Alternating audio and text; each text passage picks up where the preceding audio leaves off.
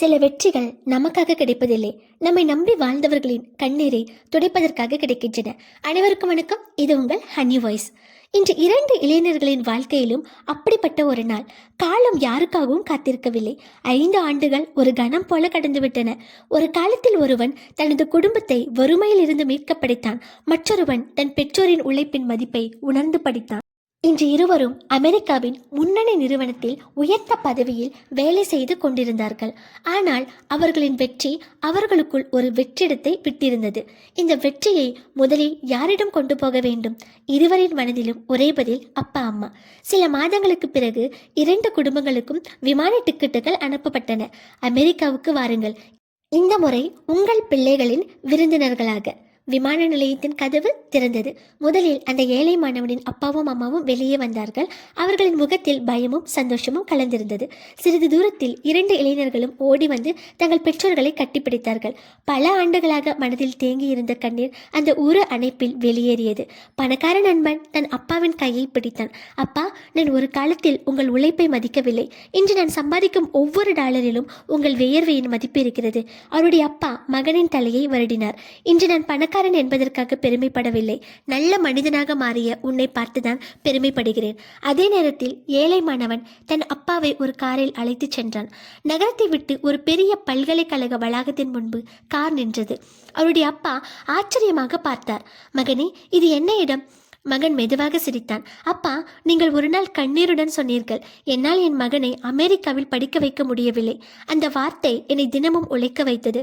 இன்று நான் இங்கே வேலை செய்கிறேன். நான் மாணவனாக வரவில்லை, உங்கள் மகனாக, உங்கள் கனவின் வெற்றியாக வந்திருக்கிறேன். அந்த அப்பாவின் கண்களில் கண்ணீர் பெருகியது. அவர் மெதுவாக மகனின் முகத்தை தொட்டார். மகனே, நான் இழந்த சொத்தையெல்லாம் நினைத்து பல வருடங்கள் அழுதேன். ஆனால் இன்று புரிகிறது, நான் இழந்தது பணம் மட்டும்தான். நான் பெற்றது உன்னை போன்ற ஒரு மகன். அந்த நேரத்தில் பணக்கார நண்பனும் தன் பெற்றோருடன் அங்கே வந்தான். அவன் அந்த அப்பாவின் முன் நின்று கண் கலங்கினான். அங்கிள், அன்று நீங்கள் என்னை திட்டவில்லை, ஒரு கதையை மட்டும் சொன்னீர்கள். ஆனால் அந்த கதை என் வாழ்க்கையை மாற்றிவிட்டது. அந்த அப்பா சிரித்தார். தம்பி, நான் உனக்கு அறிவுரை சொல்லவில்லை, என் தவறுகளை மட்டும் காட்டினேன். அதை வாழ்க்கை பாடமாக மாற்றியது நீதான். சூரியன் மறைந்து கொண்டிருந்தான். ஆனால் 2 குடும்பங்களின் வாழ்க்கையில் ஒரு புதிய விடியல் உதித்து கொண்டிருந்தது. வாழ்க்கையில் சில வெற்றிகள் நமக்காக வருவதில்லை, நம்மை நம்பி வாழ்ந்தவர்களின் கண்ணீரை துடைக்கத்தான் வருகின்றன. அடுத்த நாள் அந்த நிறுவனம் 2 நண்பர்களுக்கும் பாராட்டு விழாவை ஏற்பாடு செய்திருந்தது. ஆயிரக்கணக்கான ஊழியர்கள் மேடையில், 2 இந்திய இளைஞர்கள் கைத்தட்டல் முழங்கியது. அறிவிப்பாளர் கேட்டார், இந்த வெற்றிக்கு காரணம் யார்? முதலில் பணக்கார குடும்பத்தில் பிறந்த இளைஞன் மைக்கை பிடித்தான். அவன் பேசத் தொடங்கினான். இந்த வெற்றிக்கு காரணம் என் அப்பா அம்மா மட்டும் இல்லை, ஒரு தந்தையின் தோல்வியும் காரணம். அரங்கம் அமைதியானது. ஒரு இரவு ஒரு அப்பா தன் வாழ்க்கையின் தோல்வியை என்னிடம் மறைக்கவில்லை. அவர் சொன்ன ஒரு கதை என் வாழ்க்கையின் திசையையே மாற்றிவிட்டது. அவன் மேடையிலிருந்து இறங்கி தன் நண்பனின் அப்பாவின் காலில் விழுந்தான். அங்கிள், நீங்கள் என் வாழ்க்கையை மாற்றினீர்கள். அந்த அப்பா பதறி அவனை தூக்கி அணைத்து கொண்டார். பிறகு அந்த ஏழை குடும்பத்தின் மகன் மைக்கை பிடித்தான். அவன் நேராக தன் அப்பாவை பார்த்தான். அப்பா, நீங்கள் பல வருடங்களாக நான் தோற்று போனவன் என்று நினைத்து கொண்டே வாழ்ந்தீர்கள். ஆனால் நீங்கள் தோற்கவில்லை. உங்கள் தவறை மறைக்காமல் எனக்கு வாழ்க்கை பாடமாக மாற்றினீர்கள். அதுதான் என்னை இன்று இந்த மேடையில் நிற்க வைத்திருக்கிறது. அவன் தன் பாக்கெட்டிலிருந்து தாத்தாவின் பழைய புகைப்படத்தை எடுத்தான். அதை அப்பாவின் கையில் வைத்தான். தாத்தா சேர்த்த சொத்து ஒரு தலைமுறையில் அழிந்திருக்கலாம், ஆனால் தாத்தாவின் நேர்மையும் உங்கள் அனுபவமும் இன்று 2 தலைமுறைகளின் வாழ்க்கையை காப்பாற்றியிருக்கிறது. அந்த அப்பா புகைப்படத்தை நெஞ்சோடு அணைத்தார். கண்ணீர் நிற்கவே இல்லை. நடுங்கும் குரலில் சொன்னார், மகனே, என் அப்பா எனக்கு கோடிக்கணக்கான சொத்தை விட்டு சென்றார். அதை என்னால் காப்பாற்ற முடியல.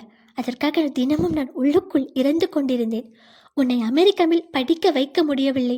உன் அக்காவின் திருமணத்தை நான் வாழ்ந்த ஆடம்பர வாழ்க்கையைப் போல நடத்த முடியவில்லை. நான் தோற்றுப்போன தந்தை என்று நினைத்தேன். அவர் அழுதார். அரங்கமே அமைதியாக இருந்தது. சில நொடிகள் கழித்து அவர் மகனின் முகத்தை பார்த்து சொன்னார், ஆனால் இன்று நான் இழந்ததை விட பல மடங்கு பெரிய செல்வத்தை நீ எனக்கு திருப்பி கொடுத்திருக்கிறாய்.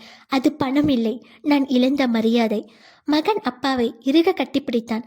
கண்ணீர் வழிந்தபடியே சொன்னான், அப்பா, நீங்கள் எனக்கு பணம் கொடுக்கவில்லை, ஆனால் உலகத்தின் எந்த பல்கலைக்கழகமும் கற்றுக் கொடுக்க முடியாத வாழ்க்கை படத்தை கொடுத்தீர்கள். நான் சம்பாதித்த பணத்தை விட இன்று உங்கள் சிரிப்பு தான் என் வாழ்க்கையின் மிகப்பெரிய சம்பளம். அந்த அப்பா மகனை அணைத்தபடியே கதறி அழுதார். அதை பார்த்து அம்மா, அக்கா, பணக்கார நண்பனின் பெற்றோர் அனைவரின் கண்களிலும் கண்ணீர் வந்தது. பணக்கார நண்பன் மெதுவாக சொன்னான், அங்கிள், நீங்கள் ஒரு மகனை மட்டும் வெற்றி பெற வைக்கவில்லை, 2 குடும்பங்களின் எதிர்காலத்தையே காப்பாற்றி விட்டீர்கள். சில மாதங்களுக்கு பிறகு அந்த பழைய மாளிகை புதுப்பிக்கப்பட்டது. வாசலில் ஒரு சிறிய பலகை மட்டும் அதில் எழுதப்பட்டிருந்தது. அந்த வீட்டின் உண்மையான பரம்பரை சொத்து பணம் அல்ல, உழைக்கும் குணம். நண்பர்களே, உங்கள் குழந்தைகளுக்கு சொத்தை விட்டு செல்வதை விட உழைக்கும் குணத்தை விட்டு செல்லுங்கள். ஏனெனில் சொத்து ஒரு தலைமுறையை மட்டுமே வாழ வைக்கும், ஆனால் உழைப்பு தலைமுறைகளை உருவாக்கும். இந்த கதை உங்கள் மனதை தொட்டிருந்தால் இன்று உங்கள் பெற்றோருக்கு கால் பண்ணி அல்லது நேரில் சந்தித்து நன்றி சொல்லுங்கள். அதுதான் இந்த கதைக்கு நீங்கள் தரும் மிகப்பெரிய மரியாதை. நன்றி. மீண்டும் சந்திப்போம், சிந்திப்போம், வாழ்க்கையை மாற்றுவோம். Bye bye.